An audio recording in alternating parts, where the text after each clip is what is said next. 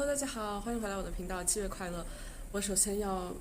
say sorry，因为我本来应该6月底就把这个视频录好，结果我今天才开始，因为我一直有一点拖延，就是整个暑假都过的，就我已经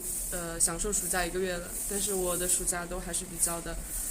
没有 routine，所以我近期可能会出一个类似就是相关的视频，然后调整一下我自己的作息，然后到的时候再和大家分享。所以今天是一个很极简版的 Plan with me，就是适合给所有偷懒的人，就是大概5分钟你就可以做好一个7月的